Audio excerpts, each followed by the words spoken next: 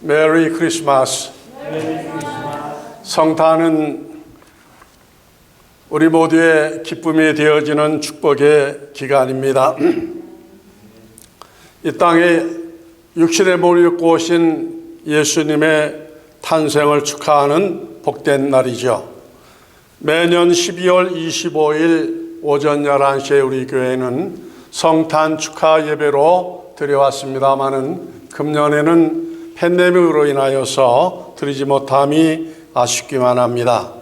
오늘도 예배 받으시기를 기뻐하시는 하늘에 계신 하나님 우리 아버지께 마음과 정성을 모아서 신령과 진정을 드리는 성탄 예배를 통하여 하나님께는 큰 영광이 되시길 원하며 또 우리에게도 하늘의 위로와 은사, 회복과 건강, 가정과 생업 그리고 여러분의 자손과 교회 복으로 함께 하시기를 주님의 이름으로 축원합니다. 대강절 첫 시간을 맞으면서 말씀드린 대로 금년 성탄에는 누가복음의 말씀으로 계속해서 은혜 받기를 말씀드린 바대로 오늘도 계속해서 2장의 말씀을 통하여서 은혜 받기를 원합니다. 특별히 말씀의 제목으로 삼은 것은 11절의 말씀인데 너희를 위하여서 구주가 나셨다. 누구를 위해서 나셨다고요? 나를 위해서 예수님이 하늘에서 이 땅으로 오신 것을 말씀하여 주신 것입니다. 누가 누구에게 어디에서 이 말씀을 선포했습니까?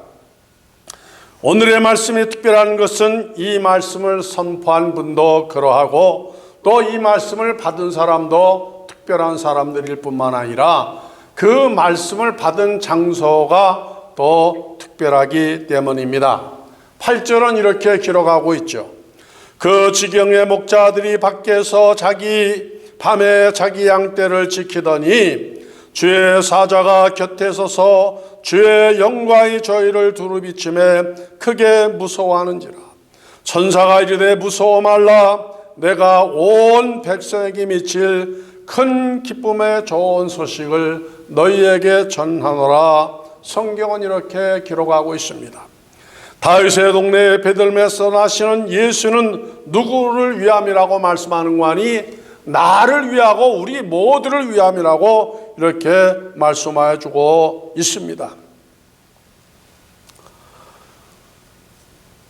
그 말을 전한 사람이 누구라고요? 선지자가 아닙니다. 목사가 아니에요. 누가 그 말을 전했어요? 천사가 전했습니다. 천사는 어디에 존재하는 분들이죠? 세상에 있는 분이 아니고 하나님의 나라 천국에 있는 분들을 말씀하는 것입니다. 그 천사가 지금 왜 유대 땅 베들레헴에 나타나는 거 아니? 하나님의 보내심을 받았기 때문이었습니다. 이 천사들이 누구에게 지금 나타나는 거 아니? 들판에서 밤중에 양을 치는 목자들에게 나타났습니다. 양을 우리는 쳐보지 않았습니다마는 그러나 그 지역에 가보게 되어지면은 양을 치는 그 들판이 이렇게 미국처럼 평지가 아니고 얼마나 계곡이 많고 돌이 많고 그럽니다. 그래서 예수님도 한 마리의 이른 양을 비유해서 말씀하셨던 것처럼 이 양을 친다고 하는 것은 낮에도 어려운 일인데 지금 이 천사들의 말을 메시지를 받았던 이 목자들은 언제 양을 치고 있다고 그랬어요? 한밤중이라는 것은 깊은 밤을 말하는 겁니다. 아무도 들판에 나오지 아니하는 정말로 적막한 그와 같은 상황을 말씀해 주는 것이죠. 왜 목자들이 낮에는 무엇하였는데 밤에 들판에 와서 양을 치고 있을까요? 낮에도 열심히 양떼를 몰았지만은 초목이 풍성하지 못해서 양들이 배를 채우지 못하였으니까 그 굶주린 양떼들을 위하여서 밤중에 나온 겁니다. 그러니까 쉬운 일이 아닌 거예요. 목자들도 굉장히 피곤해 지친 사람들인데 굶주린 양떼를 위하여서 지금 나와서 이렇게 고생을 하고 있는 것입니다. 우리가 여기에서 알아야 할 것이 하나가 있습니다. 하나님의 은혜, 하나님의 축복은 아무에게나 우연하게 거저 주어진다는 것이 아니라고 하는 것입니다. 맡은 일에 충성하는 사람에게 하나님께서 은혜를 주시고 사명에 충성하는 사람에게 축복을 주시는 거예요. 그 일을 위해서 자기의 생명을 걸고 정말로 최선을 다하는 그런 사람에게 하나님께서 은혜와 복을 주시지, 그냥 자기 일에 다 놀고 그 다음에 깊은 잠든 사람들을 흔들어 깨워서 야, 이 말씀 받아라 이렇게 말씀하지 않았습니다. 먹고 취하여 노는 사람들을 찾아가서 너를 위해서 구주가 지금 나셨다고 그렇게 말씀하는 것이 아니라 어디에 있는 사람들에게 깊은 밤중에 자기를 위한 것이 아니라 굶주린 양떼를 위해서 희생하고 헌신하고 사명을 감당하는 그들에게 나타나서 말씀하여 주는 것입니다. 들판에서 양떼를 위하여 애쓰고 수고하지 않은 사람들은 천사를 만날 수가 없는 거예요. 은혜를 받을 수가 없는 걸 말씀하는 것입니다. 갑작스러운 방문을 받고서 양을 치는 목자들이 지금 놀라고 있죠. 왜냐하면 천사들, 그 천사 중에서도 지금 나타난 천사는 보통의 천사가 아니라 좋은 소식을 전하는 천사는 천사 중에서도 직급이 높은 천사로서 광채가 났습니다. 그 어두운 밤인데 주변이 환하게 비치고 형체는 가졌는데 그냥 두려움의 여전히로 느껴지니까 목자들이 이전 경험이 없었거든요. 얼마나 무섭겠습니까? 얼마나 두렵겠습니까? 그래서 그 천사의 그 위엄을 보고서 두려워하며 근심하며 걱정할 때 천사가 인간의 말로 말하는 것입니다. 너희는 무엇하지 말라고요? 무서워하지 말아라. 겁내지 말아라. 내가 너희들에게 겁주려고 나타나는 것이 아니고 너희들에게 협박 위해서 나타나는 것이 아니라 무엇하기 위해서 나타났다고요? 좋은 소식을 너희에게 주기 위해서 나타났다고 말하면서 내가 온 백성에게 미칠 큰 기쁨의 좋은 소식을 너희에게 무엇하러 왔다? 전하러 왔다 그랬습니다. 온 백성에게, 모든 인류에게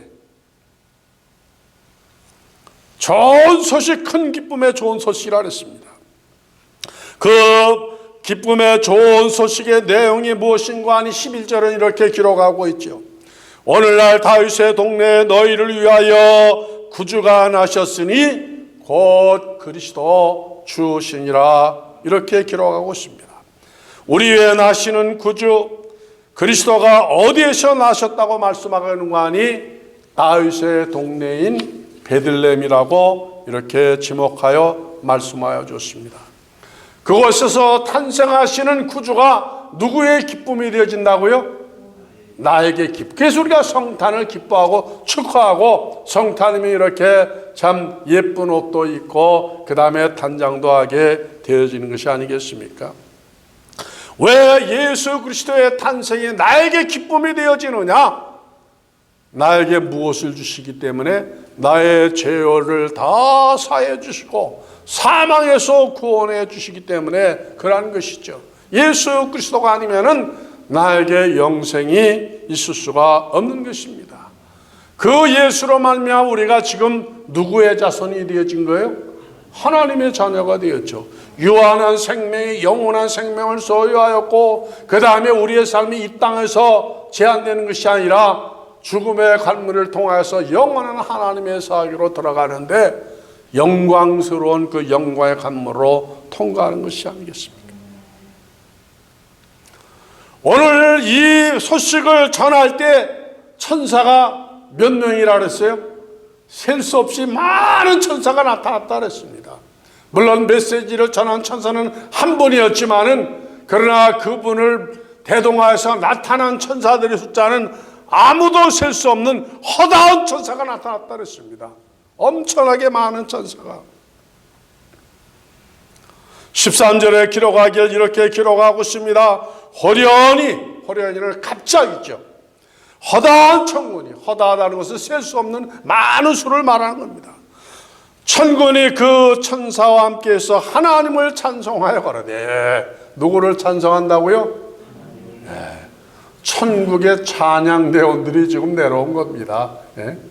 우리 요한계시록 5장 6장에 보면은 그 하나님께 천국에서 예배드리는 광경이 거기에 아주 기록이 되어 있지 않습니까? 그때 그 할렐루야 찬양 소리 얼마나 영화롭고 웅장한지 거기에 있는 그 찬양대원들이 지금 어디에 내려온 거예요? 베들레헴 땅에 내려온 거예요. 거기에 누가 지금 탄생하시기 때문에 시시한 분이 아니라 하나님이 탄생하시고 하나님이 오시니까 거기 나타난 겁니다.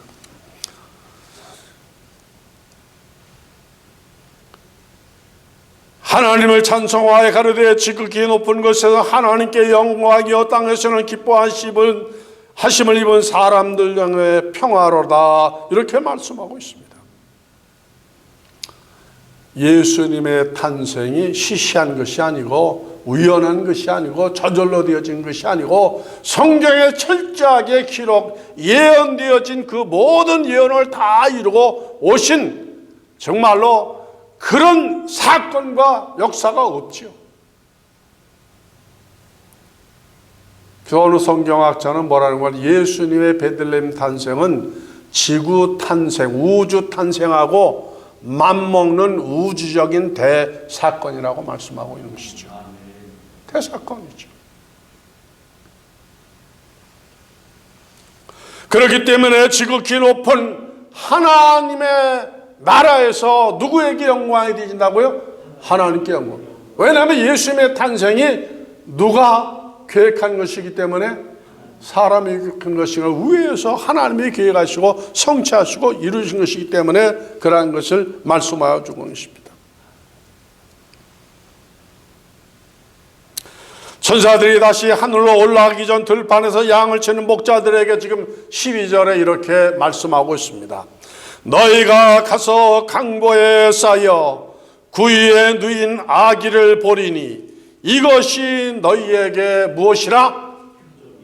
표적이라고 말씀하여 줬습니다. 가서 보게 되어진다 그랬어요. 어디에 가서? 구유에 누인 베들레헴 마구간에 누인 그 아기 예수가 보자기에 쌓여 누워있는 것을 너희가 볼 수 있다 그랬습니다.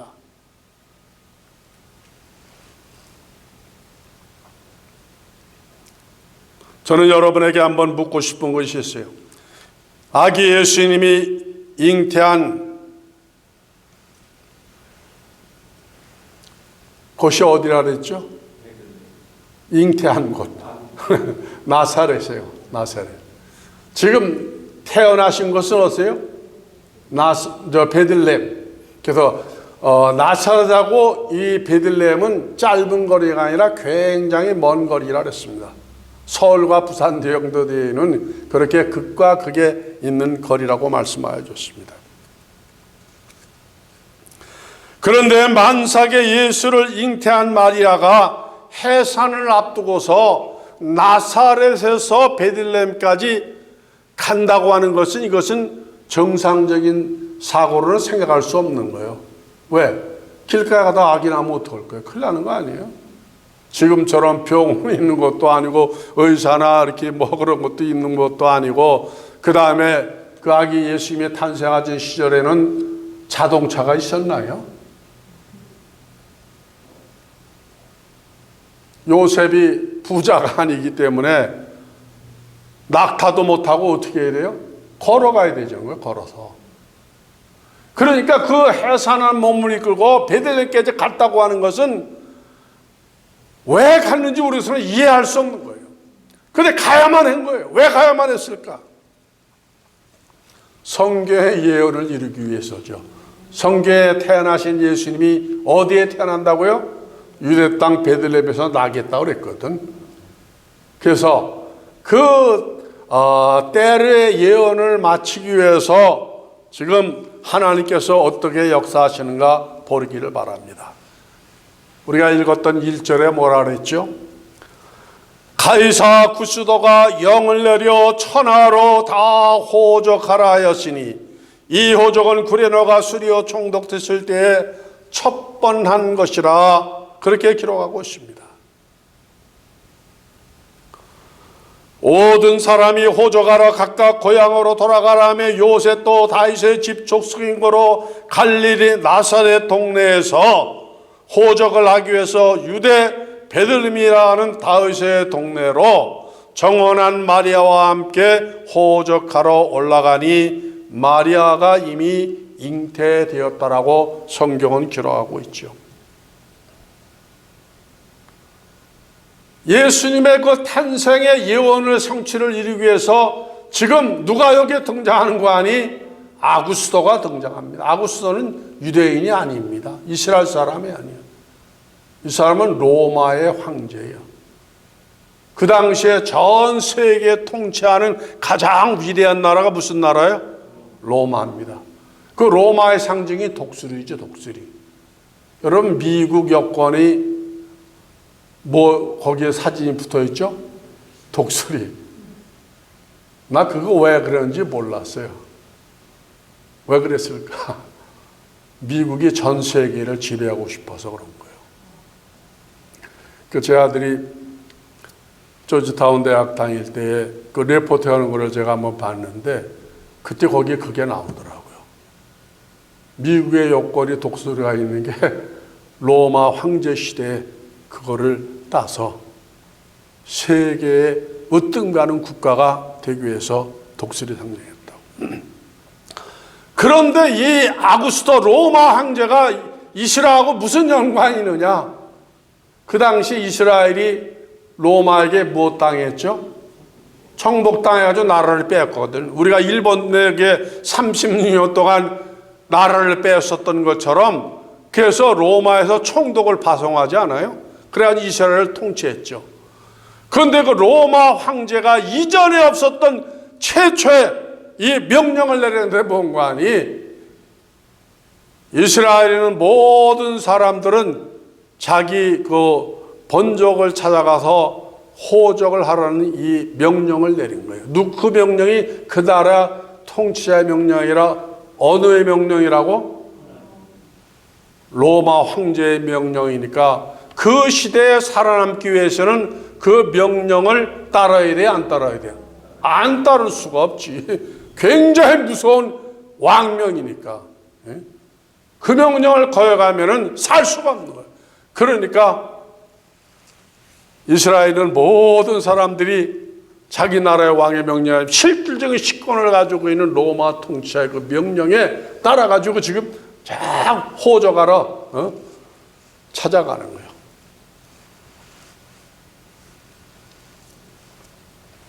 여기서 우리가 알아야 할 것이 있습니다.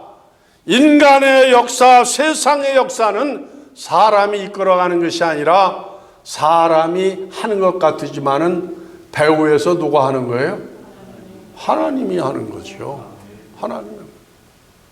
미국이 지금 이렇게 실존하는 이유도 배후에 누가 하시는 거라고요? 하나님이 하는 겁니다. 세상에 우연한 것은 아무것도 없는 거예요. 여러분과 제가 만난 것, 이거 우연한 겁니까? 여러분들이 부부로 만난 거 우연한 것인가요? 만나고 싶어서 만났나요? 누가 만나게 하신 거예요? 하나님이 하신 거죠. 하나님이 하신 거예요.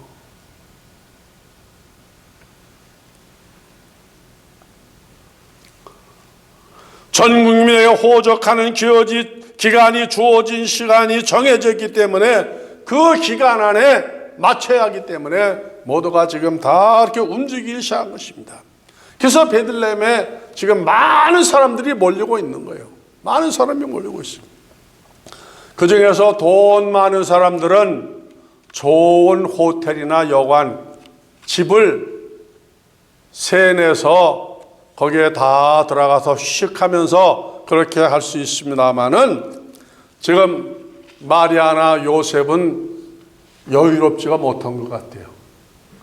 돈이 있었으면은 웃돈을 얹어가지고 좋은 호텔에 들어있는 사람에게 2배, 3배 돈 더 주고 그거 다시 뺏어낼 수 있을 텐데 그런 방 얻을 실력이 안 되니까 어디를 얻은 거예요? 급하기는 하고 마국관에 들어간 거예요. 마국관에. 여러분 괜히 들어간 게 아니라 이게 뭐가 없으니까 이게 없으니까.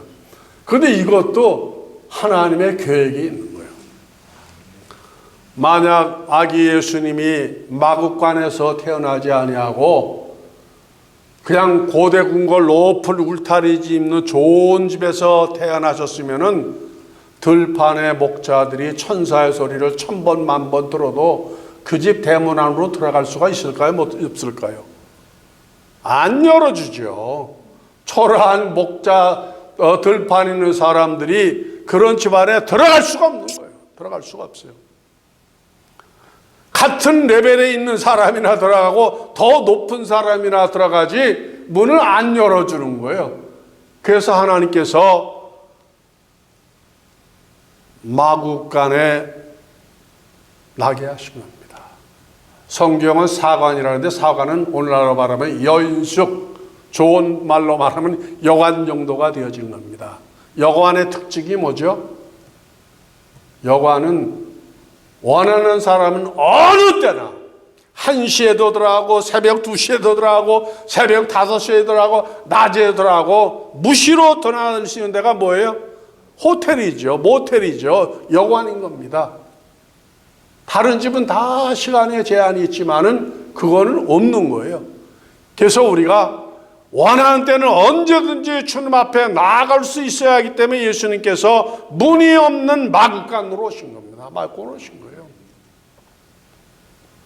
예수님 말씀하지 않았어요? 수고하고 무거운 짐자들아 다 내게로 와서 쉼을 얻어라. 근데 예수님이 그랬나요? 오전에만 와라. 오후에만 와라. 저녁 시간만에 와라. 그러고 말씀 안 하셨어요. 누구든지 원하는 때는 아무 때나 무시오라고 말씀하는 겁니다. 그래서 여관에는 건강한 사람만 가는 것이 아니라 어린이도 갈 수 있고 아이도 갈 수 있고 병든 자도 갈 수 있고 누구나 다 갈 수 있는 게 그것입니다. 그런데 예수님이 오셔가지고 누우셨던 곳이 어디였죠? 구유에 누우셨다 그랬습니다. 지금 말하면 여물통이죠. 여물통. 우리는 시골에서 자라기 때문에 그 여물통을 알아요. 소가 밥 먹을 때 그 여물통에 있는 것을 막 먹지 않습니까? 그 여물통이 크죠. 이것은 예수님의 일대기를 상징적으로 보여주는 겁니다. 우리가 짐승을 기르는 이유가 뭐냐? 집에서 소나 돼지나 그 다음에 말 그런 것을 키우는 이유는 일을 시키기 위함이고 그 다음에 일을 시킨 다음에는 그 동물을 어떻게 하죠? 땅에다 묻어주나요? 설명에다 하면 잡아먹는 거죠. 살만 뜯어먹나? 그냥 뼈까지도 다 먹습니다. 예수님이 세상에 오신 목적은 죽으시기 위해서 오신 거예요. 내 몸과 살을 다 누구에게? 우리에게서 주기 위해서를 말씀하는 것입니다. 그래서 히브리서 기자는 히브리서 9장 22절에 말씀하기를 생명이 피에 있기 때문에 피 흘림이 없이는 사함이 없다라는 거예요. 그래서 예수님이 오시기 이전에도 구약시대에는 제사 드릴 때 뭐를 드렸어요? 다 피를 뿌린 거예요. 그런데 기독교만 그런 것이 아니라 세상의 모든 미신도 우상 종교도 이걸 다 배워가지고 피의 종교를 받아가지고 다 피를 뿌리지 않습니까? 그런데 그 피를 가지고는 더 이상 지를 살 수 없으니까 예수님이 자기의 몸의 피를 제물로 받으셔서 우리 모든 죄를 다 탕감해 주신 것입니다. 그래서 기독교를 말할 때 피의 종교라고 말하는 이유가 여기에 있는 거예요. 십자가의 종교라고 말하는 이유가 희생의 종교. 우리의 구원이 그냥 얻어진 것이 아니라 누구의 희생? 예수님의 희생. 예수님의 피로 말미암아 이루어진 것을 말씀하시는 것입니다. 예수님이 나를 대신하여 우리를 대신하여 죽어주셨기 때문에 우리의 구원이 완성이 되어진 거죠. 완성. 어제 저녁에 우연히 잠들기 전에 테레비를 봤는데 마침 예수님의 일대기의 그 영화가 방송이 되어가지고 늦게까지 내가 그걸 다 보고 자는데 그 십자가에 피 흘려 돌아가시면서 마지막 그 하신 말씀 다 이루었다. 뭘 다 이뤘다는 거예요? 우리의 구원을 다 이루셨다 했습니다. 다 이루셨다. 그 구원을 이루시기 위해서 어떻게 하신 거예요? 당신은 희생의 제물로 죽은 것입니다. 그래서 예수님께서 그 예루살렘에 있는 마가 요한의 다락방에서 최후의 만찬, 그 장소가 성령이 강림하신 장소예요. 거기서 최후의 만찬을 하신 다음에 뭐라고 말씀하셨죠? 이 떡을 받으라, 이 잔을 마시라 하시면서 이것은 내가 너희를 위하여 흘린 바 나의 피, 이것은 내가 너희를 위하여 주는 뭐라 하세요? 내 몸이니 먹고 마시라고 말씀한 거예요. 우리가 예수 그리스도의 희생이 없으면은 우리의 구원은 성사될 수가 없는 것을 말씀하시는 것입니다. 저는 예수님이 탄생하신 장소를 하나님의 은혜로 2번 가보았습니다. 지구상에서 가장 많은 사람들이 오랫동안 찾아가는 곳, 찾아가서 엎드려서 다 경배하는 곳, 그게 어디예요? 베들레헴 예수님 탄생하신 그 장소입니다. 그런데 이상한 거는요, 그 장소가 원래는 뭐였다고요? 말구육관, 마국간. 마국간은 무슨 냄새가 나죠? 좋은 냄새가 나요? 나쁜 냄새가 나요? 그래서 많은 사람들이 피하는 장소인데, 지금은 그 장소가 지구상에서 가장 아름다운 장소가 되었어요. 거기에는요, 아주 나는 거기에 동전 한 푼도 바치지 못했는데, 2000년 동안 세계 부자들이 말이죠, 거기에 그냥 은금보와 다이아몬드 그냥 얼마나 치장을 해놨는지, 그거 거기에 누가 갖다 쓰면 아마 지구의 반은 살지도 모르겠어요. 야, 그렇게 대단한 분들이 많이 있더라고요. 그렇게 은금보화로 완전히 치장이 돼요. 그래서 지구상에서 지금은 가장 거룩하고 가장 아름답고 모든 사람들이 사모하는 그 장소가 되어진 거예요. 원래는 어떤 것이라고요? 냄새 나는 곳이죠. 나는 거기에서 묵상하며 머리를 숙이고 기도하는데 그런 마음이 탁 들더라고요. 이렇게 천하고 냄새나고 모든 사람에게서 멸시를 받던 그 땅이 누구로 말미암아서 아기 예수님이 거기서 탄생하심으로 인하여서 지구상에서 가장 존귀하고 거룩하고 아름다운 장소가 되어졌듯이, 나도 만물의 대만도 못하고 자랑할 것도 없고 가문도 좋지 못하고 뭐 이렇게 잘생기지도 못하고 그랬어도 내 안에 누가 계시니까? 예수님이 계시니까 내가 여러분들 앞에 이렇게 설 수 있는 것이고 말씀을 증거할 수 있는 것이고, 내 안에 하나님이 계시니까 천국이 보이고 영원한 세계가 보여지니까 얼마나 아름다운지. 그래서 이 몸이 죽었다가 다시 어떤 몸으로 변한다고요? 부활하신 예수님의 몸으로 변화시켜 주지 않습니까? 누구 때문에? 내 안에 계신 예수님 때문에. 영광스러운 몸. 그래서 우리의 몸이 온 천하보다도 존귀한 몸으로 예수님께서 우리를 변화시켜 주시는 것입니다.